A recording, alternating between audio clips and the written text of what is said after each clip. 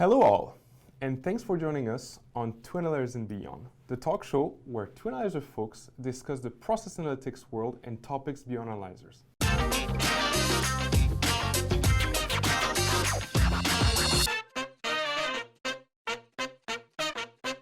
Hi, I'm Corentin Thierry, sales manager here at BARTEC US for Process Analytics Technology PAT Group.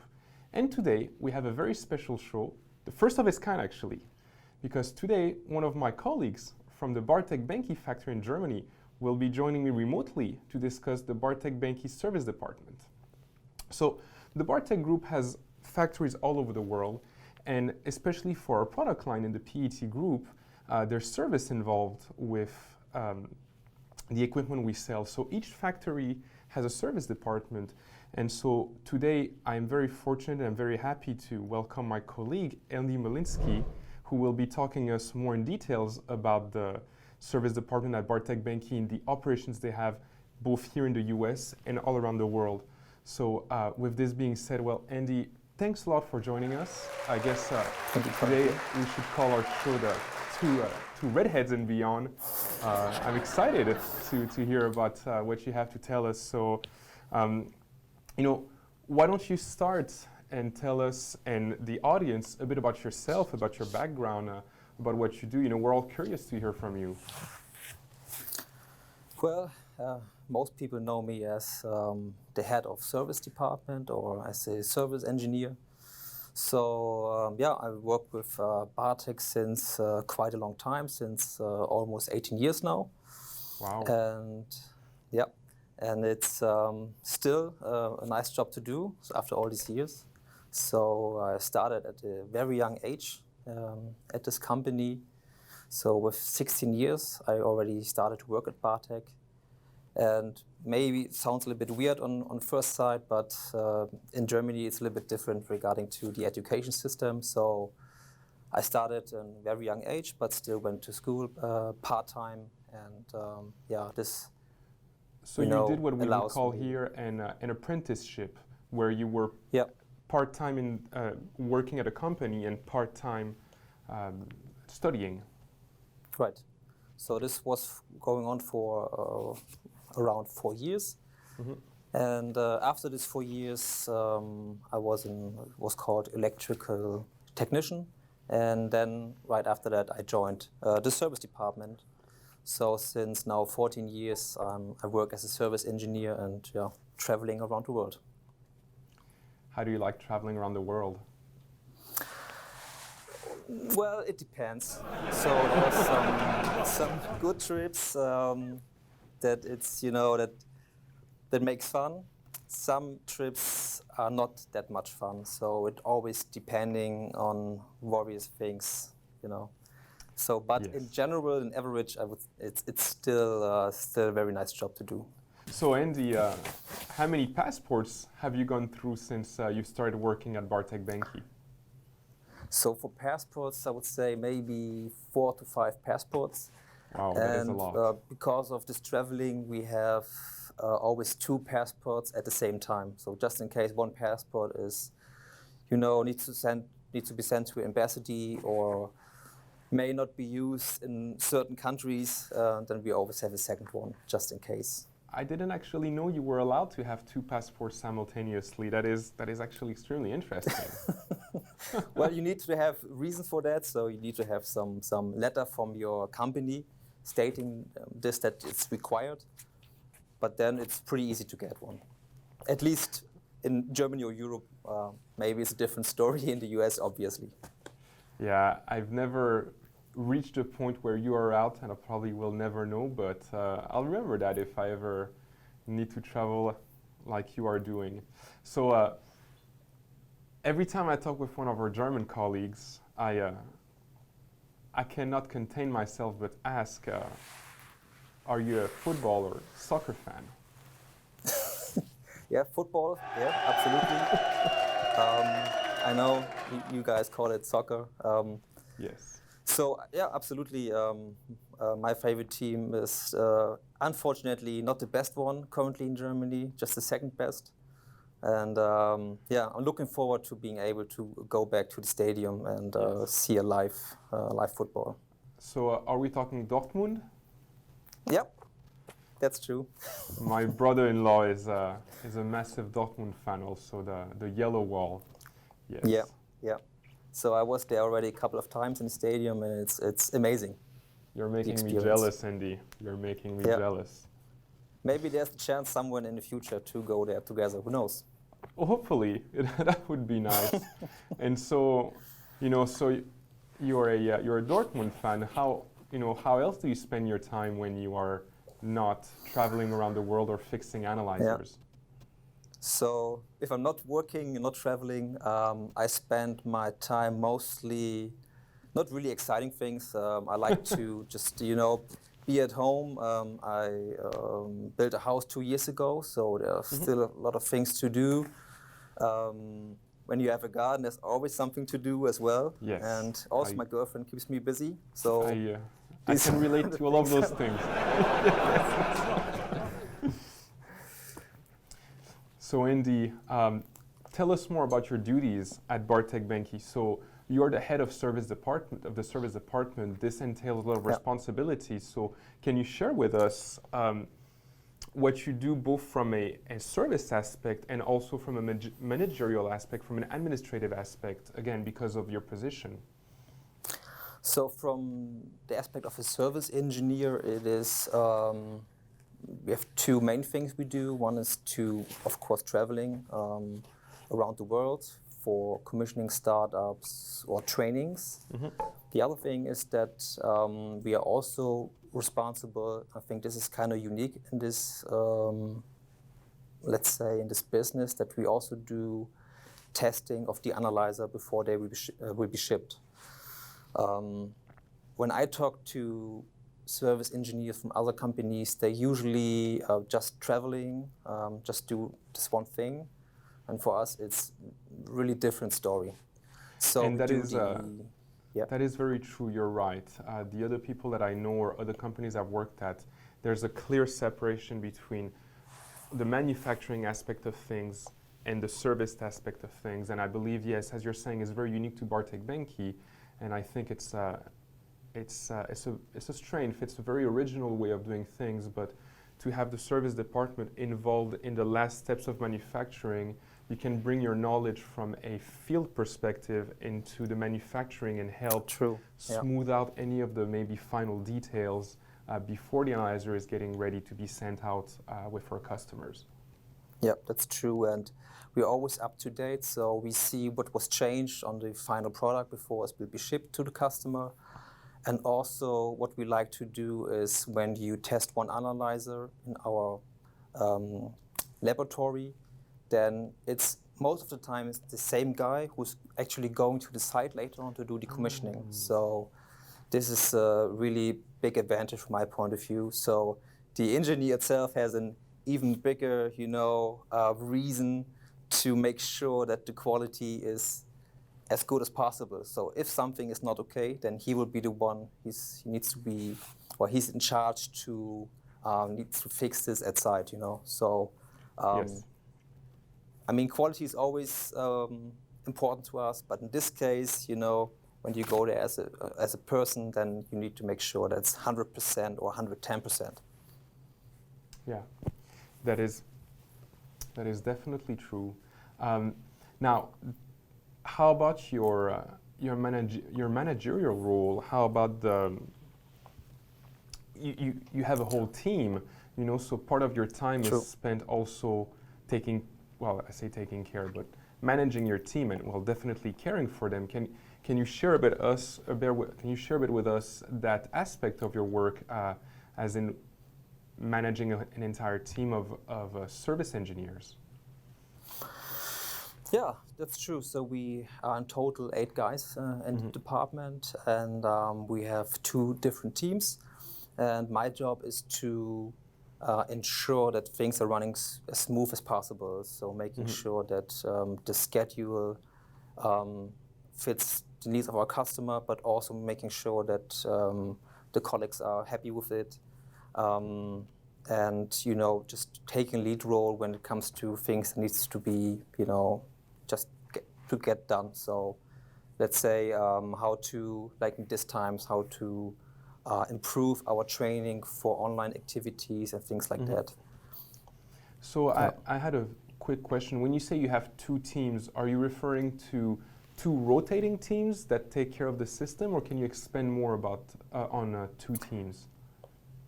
So in general, we are called just the service department. Yes. The official name, by the way, is after sales service.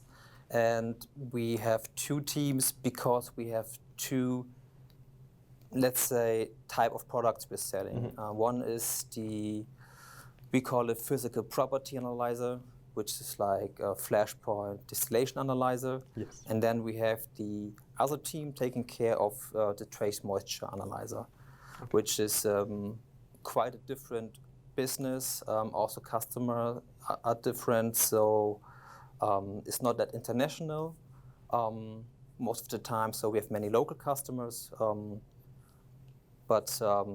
So technology is the reasons why we have two teams in this one department. Okay. So there is in one team, for the physical property analyzer team, there's Sebastian. He is with BARTEC since, let's say, 15, 16 years by now. There's also René. He is even 1 year longer with BARTEC than me, so he's now 19 years with BARTEC. And last but not least, there is Marcel.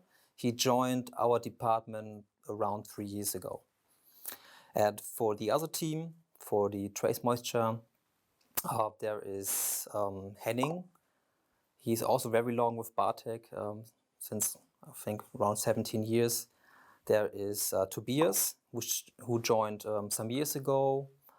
Also Malte, he's a relatively new guy. He just joined our team this year, at the beginning of the year.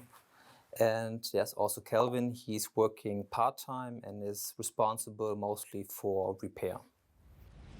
So Andy, please tell us more about the location of the BARTEC Benke Service Department within the BARTEC Benke factory. In the future, we will do a walkthrough of the factory. But myself, having been at BARTEC Benke a few times, you guys have a dedicated building to yourself. Can you share more about the facility you guys are at? Yeah, that's actually true. So we have luckily our own little building, little house. With its own ring, with its own bell, if I recall properly. There's when you want to get in, you have to ring the bell. Yeah, that's true. We have a bell. The door is locked, and we have two main office for both teams, and some smaller office where we just have a little stock for spare parts. And a bigger conference room or training room where usually customer will join us for FAT or for training purposes. That's very good. That's very good. And so, do you know why? I mean, it's a very good thing. But do you know why the service department was put in a building on its own? Well, that's a good question. To be honest, I don't know, but I'm just lucky that it's that way, to be honest. So maybe it's the reason that we have customers joining us frequently, so we can make sure that everything's according to our customer needs, and there's no other department that needs to be involved in this case. So we are more flexible and can handle things like that easier. Yeah, that is good. So one of the things I like whenever I talk with service people or people that are more field experienced is anecdotes. Any interesting anecdotes you can share with us about some service trips, or I used to do service. It's been now many years, but I can remember some interesting episodes of being in New Orleans on a service trip during Halloween, and it makes up for interesting stories. So any anecdotes you feel is worth sharing with us about your travels, whether in Germany or around the world?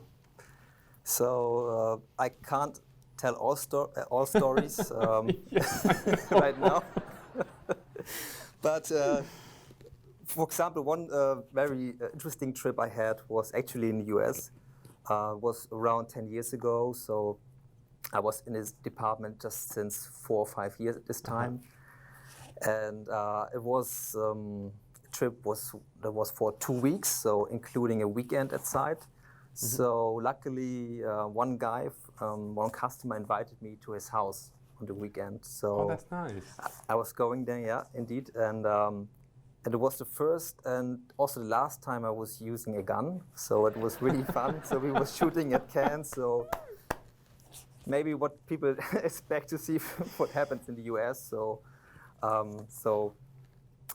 As you know, it's not possible to have here guns like that and do things like that. So this was really interesting, and also there was a nice party. So it was on a village side. So people was really nice, and it was really exciting to be there and to do all these kind of things that you can't do here. And also, of course, special trips are always when you have, let's say, a very long travel time. Yes. So I was in Bolivia some years ago, and it took me almost 2 days to go from my home to the site. The site was in the middle of some kind of jungle, let's say, and there was a gas field. So it was a really long trip to go there. And there was a little camp surrounded by a fence and security. So this was a very special trip for me as well. Yeah, so these are the things I keep in mind. 2 questions for you. Yeah. The first one is, did you shoot guns in Texas by any chance? To be honest, I don't remember the exact place, but it was not in Texas. That's for sure. Because it's a very usual thing, I would say here. I got the same initiation as you did relatively early when I moved to Texas, so I know the feeling. Yeah. And my other question is, when you went to Bolivia, how long did it take you to acclimatize to the altitude? Because it is a major issue. You're at over 3,000 meters, and I don't know the gas plant you're talking about where it was, but if you were at 2,500 or 3,000 meters, it probably took you some time to be just able to walk the streets or climb the stairs. That's true. So this kind of weather is difficult for me to handle. I'm more the Northern European guy, so I like temperatures around 20 centigrades, and when the air is not too humid. So in this case, it takes a while, and usually I think it takes more time than I'm actually at site. So usually when we travel, we are just at site for 1 week. Yes. So before I can adapt, I'm already going back home. So, but luckily in these days, almost each room or shelter is air conditioned. So it's just always a little, period of time when you're outside actually on the hot weather. So it's Very okay true. to handle for me. Yeah. Very true. A question also that is a different question is, as you know, traveling to different countries requires visas and requires embassy trips and, all of the fun of the above. So as head of service department, do you handle that? And, what are the complexities, the logistics of doing that? How much time in advance do you need to be able to coordinate all that? Because I'm thinking, like, for example, China. Going to China requires a visa. Coming to the US until recently, I'd say maybe 5 to 10 years ago, also required a visa. I mean, we all think of traveling for, tourism purposes, and that's one thing. But in many countries, when you go there to work, or even if you're going there as a professional, you require a different type of visa to be able to do that. That's true. So it's always depending. Luckily, when you have a German passport, it's relatively easy to get access or to get a visa. Also, usually there's not a big deal with the immigration at the airport, so this works pretty well. Regarding visa, it depends. difficult is, for example, for us when we apply for a visa for Saudi Arabia, because then we need to drive to an embassy in Berlin. So it's an all-day trip to go into Berlin and back.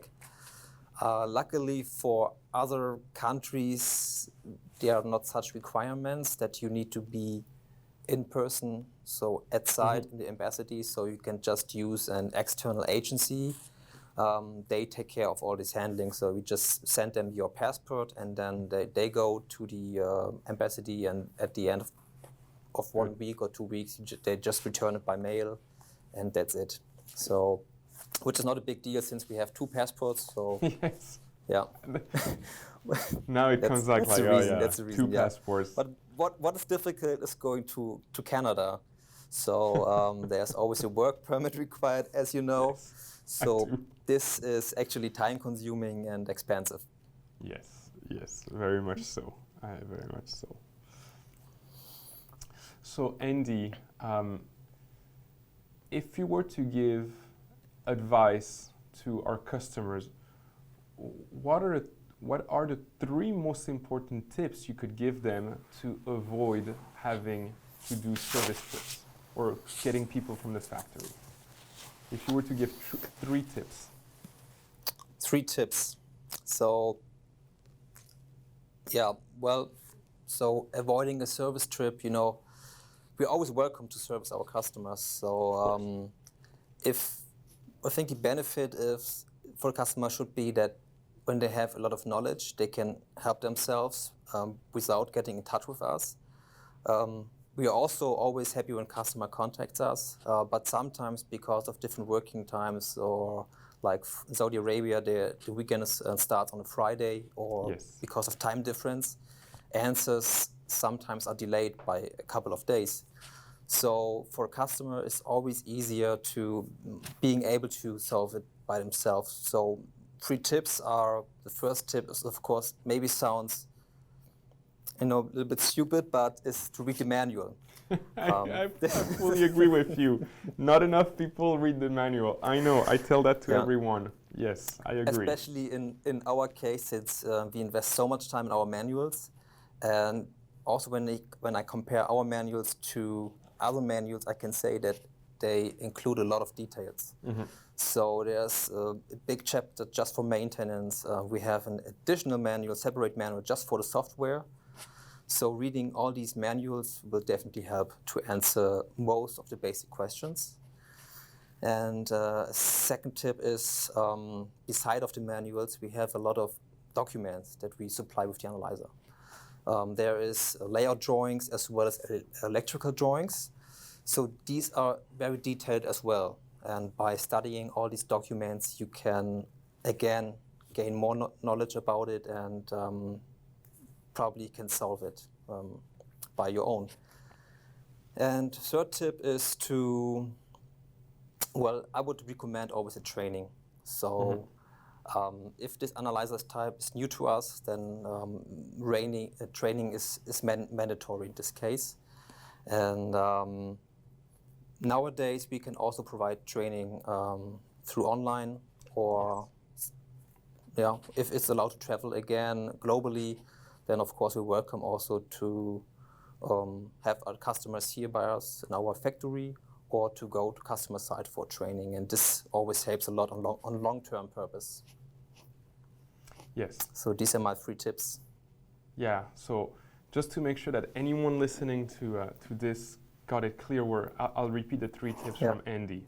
So Andy, Head of Service Department at BARTEC Benke, 3 recommendations to avoid service trip. 1, read the manual. We cannot emphasize enough, read the manual. Even if you get a toaster for your house, read the manual. I fully support it. 2, keep your documentation at hand. Don't lose it. So many times you open a crate and the manual or whatever was printed ends up in the garbage because it was packaged. People think it's packaging. No. Keep your documentation handy and refer to it. There's drawings, and just keep your documentation. And 3, get trained. It's important. Get trained because you need to know how to work on your stuff. So follow those 3 tips and you won't have to see us too often. And I even have one more recommendation. Oh, sure, go. So if you schedule a commissioning or startup for an analyzer, please let us know in advance, because sometimes for whatever reason, we might not be available at this specific time. So imagine you standing in front of the analyzer doing commissioning, you need to talk to the service and they're not available at this time. So Yes. if they let us know in advance, we can try to make sure that somebody is available on short notice, and this is a big benefit for our customers as well. And so 4, let us know when you're going to do your startup. Don't forget to let us know. Not 2 hours before, at least a week or 2 before. Let us know. Yep. Definitely recommend it. So there's something very interesting you just said, Andy.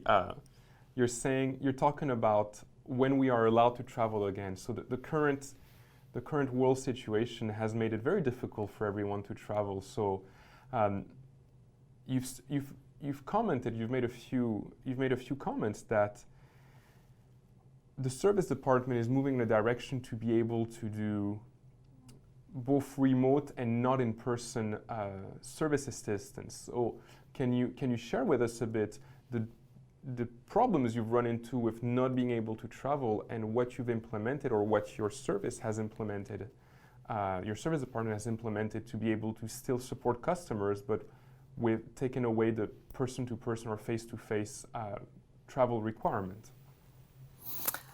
So first of all, we started, which is not really service related, but we have nowadays, we call it eFAT. So when we have a new analyzer from manufacturing and customer would like to usually visit our factory for the acceptance test, then we can do it nowadays online. So we can use streaming platforms, so we can create videos. All that is possible nowadays. And regarding service, what we do since a couple of years, but now even more, is to ask for remote access to the analyzer.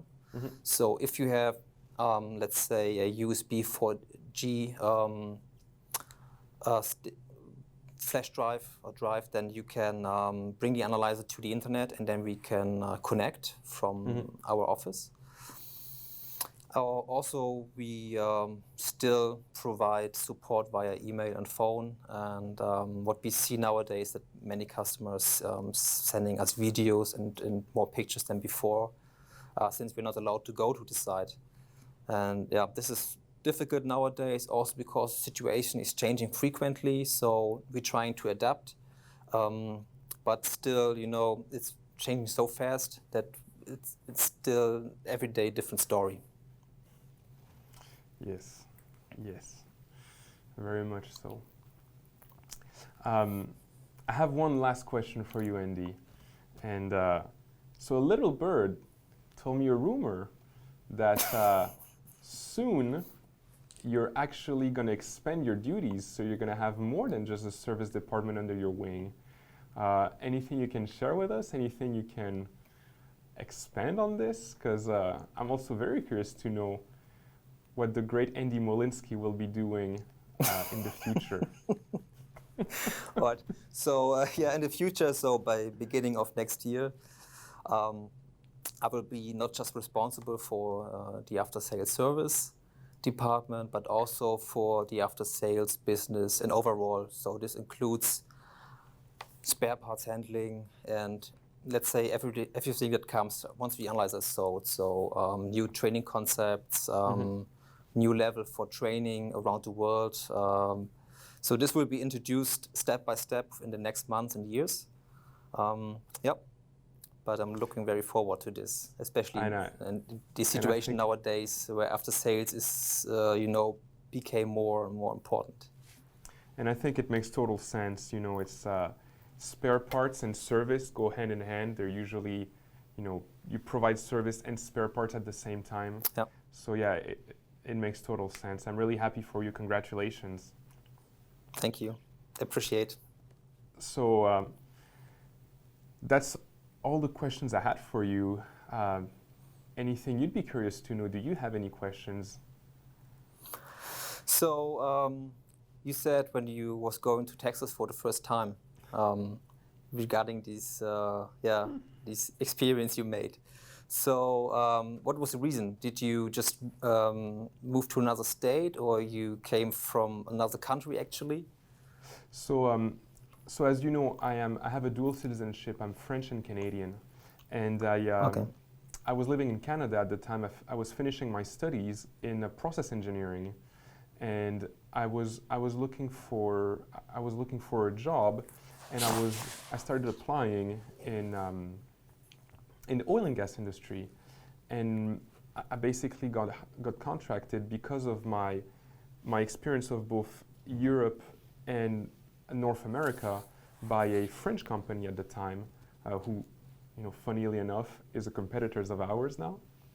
But anyways, so I got hired by them, and I was sent to Texas actually to start working on their products and promote it in the US, and very much do the same thing I'm doing right now at BARTEC, just on maybe a smaller scale.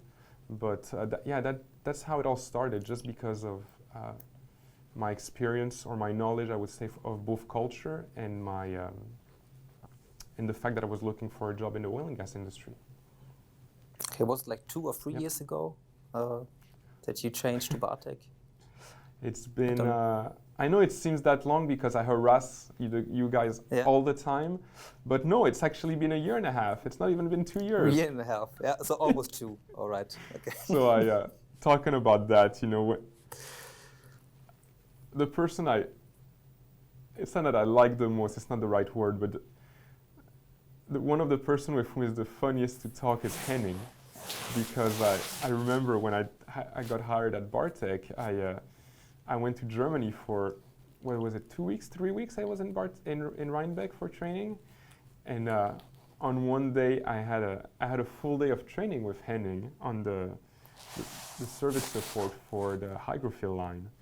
And after 4 or 5 hours with Henning, he told everybody like he would never have me again for training because I asked too many questions and it's too complicated and it's just too exhausting that I drained him, and that night he just went home, had a beer or two, and just rested for the rest of the evening. So yeah, I remember that. And I'm sure absolutely. you've heard those stories because I know multiple people have told me about that. So yeah, but sometimes also the language barrier. So things are more difficult to explain when you're not talking your native language. So this is an additional thing, yeah. So how in general you see the when you work together with us in Germany, how is your experience with that? I mean, there's also the language barrier as well. So I am very fortunate because I only deal with, say, 3 or 4 people, maybe 5. I mean, I speak with a lot of people, but generally speaking, I'll speak either directly with you, with Michael Kohlberg, with Andre Dittmer, with Olaf Klober. So it's usually a small group of people that I have most of my interactions with. And, at first it took us some time to get to know each other, but for obvious reasons, most of my interactions are with Michael Kohlberg. And actually, I think it's really fruitful. It's very, at least for me, it's become very fluent, where I've gotten to understand what the expectations from all of you in Germany are, and I think for the most part you have gotten to understand my expectations. And so, I have a feeling now that whenever we exchange emails, they're very efficient. I know what you're looking for, you know what I'm looking for, and we're able to solve most of whatever problem arises or whatever needs we have relatively quickly without having too much argumentation and or debating. So I for myself, very much enjoy working with you guys because, again, we've all gotten the understanding of what we need to do to get where we want to go, and everyone has that mentality of doing what's best for the company. We might all have different backgrounds, or we might all have different personal lives, but in the end, we all unite under that idea of moving the company forward and doing what's best for the company. Of course, within reason. We're not going to sacrifice our firstborn for the company, but that relationship has grown over the first 6 months to a year to a point where now I wouldn't say that there's no more barrier, but there's a lot of free speech going on. We share ideas and thoughts with each other. We don't get offended when one or the other says something, or when someone says, no, it cannot be done. There's no, for the most part, it's just, we know it's the truth. There's nothing hidden. So I personally like it very much. I think it's very fruitful. And as I said, the 4 or 5 people with whom I work on a regular basis are extremely helpful. They're very nice. You being one of them, we don't talk necessarily every day, but whenever we do, it's always very, it's a very fruitful conversation. And we always manage to find a solution or find an approach to solve whatever problem has risen. So no, I think it's a relationship that has strengthened over the years, and I think even from the perspective of BARTEC US and BARTEC Benke, based on some of the stories I was hearing before I started working, I think it's helped a lot, even the US market, in getting more familiar with BARTEC Benke and having less fear maybe of working with a foreign country, working with Germany. So no, I think it's been very good, and I think it's going in the right direction, and I'm actually very excited to see what the future brings us. As you know, we've just started delivering some of our first jobs. We had one of the first rapid discs installed here, and there's a lot of things aside from all the issues that we might have had, even with that rapid disc that got damaged in shipment. We were still able to find a solution. The customer is happy. We're going to have the startup in a few weeks. So, no, I think we've gotten to the point that even though we're not together in the same office, we work as a team, and we all think of it as, let's do what's best for the company and for us individually in our position. So there's a lot of help, and there's a lot of collaboration going between each other. So it's I very much enjoy it. I very much like it. Although we might have differences based on our cultures and based on the way we work, in the end the result is always positive. Yeah. Very wise words. Thank you very much. Sounds good. It's the redhead, Yeah. I totally agree on that. There you go.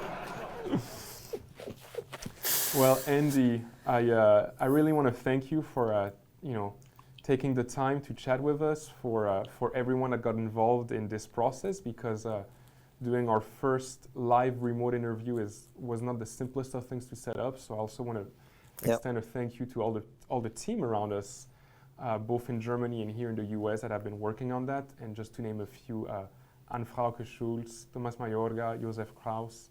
So thank you all for your help. Again, Andy, thank you so much for doing this interview. It's always a pleasure to talk with you. And then, hopefully next time when we do, or in the future when we're able to do a walkthrough of factory, we'll get to steal a few minutes from you again to, find out how your new position is going. Sounds very good to me. So thank you, Valentin. Thank you very much. Thank you all for joining us on 2 Analysis and Beyond. It was a very exciting show, and we'll be looking forward to seeing you soon again at the next podcast we'll release. Take care. Bye-bye. Have a nice day.